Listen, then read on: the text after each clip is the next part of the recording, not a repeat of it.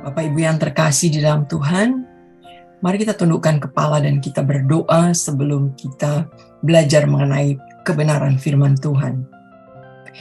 Terima kasih Tuhan untuk hari ini, jika Tuhan perkenankan kami untuk mendengarkan kebenaran firman Tuhan, karena ini adalah satu rencana daripada Tuhan dan ini merupakan anugerah daripada Tuhan kepada kami semua. Karena ini adalah bagian daripada kehidupan kami untuk hidup di dalam anugerah yang sudah Tuhan berikan. Mari Tuhan, Engkau urapi semua yang mendengar kebenaran firman Tuhan ini, agar kami boleh mengerti. Karena pada saat kami mengerti, baru kami bisa akan melakukan di dalam kebenaran, dalam kehidupan kami sehari-hari. Terima kasih Tuhan, terima kasih ya Bapa. Di dalam nama Tuhan Yesus Kristus, haleluya. Amin. Shalom Bapak Ibu yang terkasih di dalam Tuhan. Hari ini saya mau membawakan firman Tuhan yang diambil dari kitab 2 Petrus 1 ayat yang ketiga sampai dengan yang ke-10. Di mana judul perikopnya adalah mengenai panggilan dan pilihan Allah. Bapak dan Ibu yang terkasih di dalam Tuhan, kita hari ini kalau boleh ada mendengar kebenaran firman Tuhan, itu karena Tuhan sudah memanggil dan memilih kita. Tetapi pertanyaannya adalah, apa yang harus kita lakukan setelah kita dipanggil dan kita dipilih? Nah, dari 2 Petrus ini kita mau belajar, di mana ayat yang ketiga dikatakan seperti ini. Karena kuasa ilahinya telah menganugerahkan kepada kita segala sesuatu yang berguna untuk hidup yang saleh oleh pengenalan kita akan Dia yang telah memanggil kita oleh kuasanya yang mulia dan ajaib.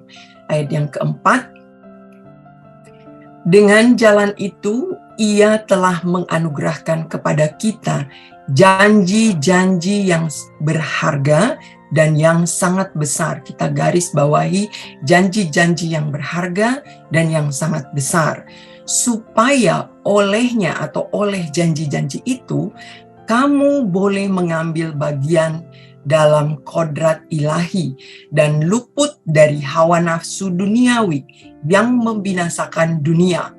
Ayat yang kelima, kemudian dikatakan justru karena itu, kamu harus dengan sungguh-sungguh berusaha, garis bawahi lagi, sungguh-sungguh berusaha untuk menambahkan kepada imanmu kebajikan dan kepada kebajikan pengetahuan. Ayat yang keenam, dan kepada pengetahuan penguasaan diri, kepada penguasaan diri ketekunan, dan kepada ketekunan kesalehan. Ayat yang ketujuh, dan kepada kesalehan kasih akan saudara-saudara, dan kepada kasih akan saudara-saudara kasih akan semua orang. Ayat yang ke-8, sebab apabila semuanya itu ada padamu, dari ayat yang tadi itu pengetahuan dan sebagainya, dengan berlimpah-limpah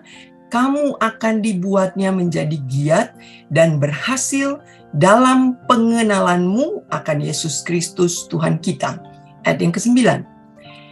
Tetapi barang siapa tidak memiliki semuanya itu, hal yang tadi, ia menjadi buta dan picik karena ia lupa bahwa dosa-dosanya yang dahulu telah dihapuskan. Ayat yang terakhir, karena itu saudara-saudaraku berusahalah.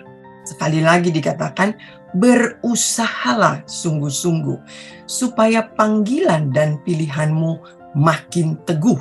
Sebab jikalau kamu melakukannya, kamu tidak akan pernah tersandung. Amin. Demikianlah firman Tuhan.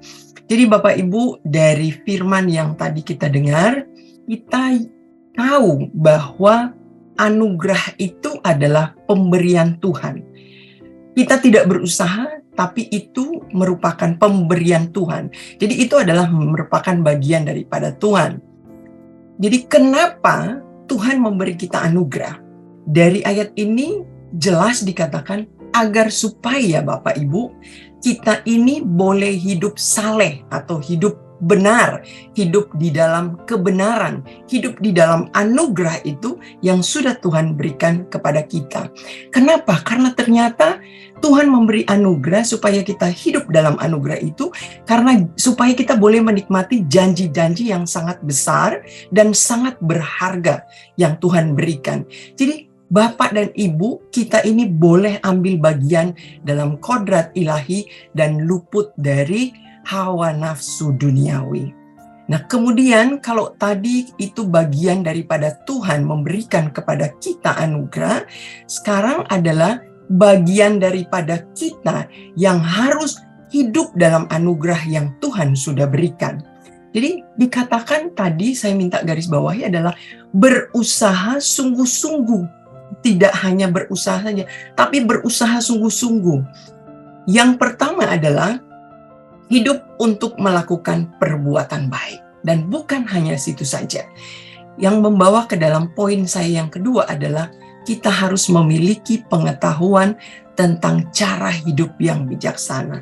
Tidak cukup melakukan perbuatan yang baik saja, tetapi Bapak dan Ibu harus meningkat untuk tahu bagaimana cara hidup yang bijaksana, sehingga kita harus belajar untuk menguasai diri.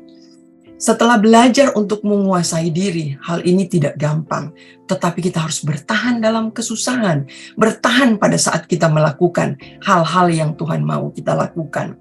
Dan kemudian berusaha untuk hidup semakin sesuai dengan kemauan atau kehendak Allah.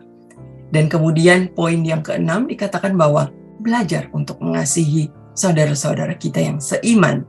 Dan kita tidak hanya cukup belajar, tapi kita harus nyatakan kasih yang kita pelajari itu untuk menjadi suatu tindakan dalam hidup kita, Bapak Ibu.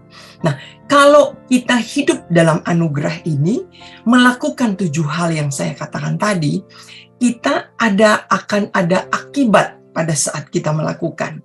Jadi dari Rasul Petrus mengatakan, jika kita melakukan hal itu, maka kita akan dibuatnya giat dan berhasil. Dan kita akan disebut dengan orang-orang yang mengenal Allah. Tetapi, kalau kita tidak melakukan hal tersebut, kita tidak akan mampu melihat hal-hal yang rohani. Kita menjadi orang yang buta, kita menjadi orang yang picik, dan kita lupa bahwa Bapak Ibu, dosa-dosa kita dulunya tuh sudah dihapuskan. Ini yang merupakan namanya anugerah.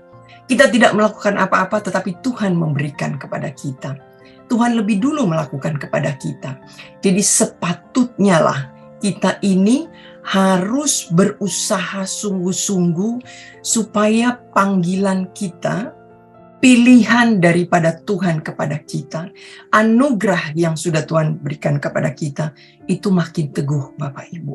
Sehingga kita ini tidak akan tersandung, Rasul Petrus katakan. Apa artinya tidak tersandung? Kita tidak akan gagal di dalam mencapai tujuan sorgawi kita. Jadi hari ini Bapak Ibu, kita ini diingatkan bahwa ada bagian daripada Tuhan, yaitu anugerah yang Tuhan berikan kepada kita. Tanpa usaha kita, Tuhan berikan kepada kita. Sepatutnya lah di tahun 2023 ini, bagian daripada kita untuk hidup di dalam anugerah tersebut. Sehingga ada sebab, ada akibat. Jika kita melakukan, ada satu hasil yang akan kita dapatkan. Ada akibat jika kita melakukan apa yang menjadi bagian kita.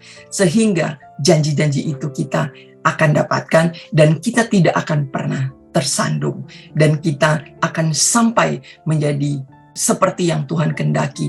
Dan kita akan sampai kepada tujuan kita di mana kita sudah dipanggil dan kita sudah dipilih. Mari Bapak Ibu, tahun 2023 kita semakin giat di dalam Tuhan, kita tetap terus di dalam Tuhan agar panggilan dan pilihan Allah menjadi teguh dan kita tidak akan pernah tersandung untuk mencapai tujuan sorgawi kita. Terima kasih. Mari kita tundukkan kepala dan kita berdoa untuk kebenaran firman Tuhan yang sudah kita dengar. Bapa kami yang bertahta di dalam sorga, yang kami kenal di dalam nama Tuhan Yesus, kami berdoa agar setiap kami mempunyai hati yang taat kepada firman Tuhan. Firman-Mu adalah kebaikan untuk kami, karena firman-Mu itu mengandung janji. Walaupun terkadang kami tidak mengerti Tuhan, tetapi hamba mau berdoa, pimpinlah kami untuk tetap mampu melakukannya. Mari saudara, kita dekapkan kedua tangan kita di dada. Jika saudara punya pergumulan, persoalan, tantangan di dalam karir, studi, keuangan, masalah keluarga, kesehatan, apapun juga itu, termasuk dengan perjodohan, biarlah berkat Tuhan turun ke atasmu, dan kekuatan kasih Tuhan turun atasmu, dan percayalah, Tuhan akan membukakan pintu-pintu berkat, serta damai sejahtera Allah menaungimu senantiasa. Saudara terkasih, jika ada yang sakit, mari engkau tumpangkan tanganmu di bagian yang sakit, supaya menjadi sembuh di dalam nama Tuhan Yesus Kristus. Haleluya, amin. Jika saudara masih membutuhkan konseling, pelayanan doa, silakan menghubungi nomor di bawah ini. Tuhan Yesus memberkati.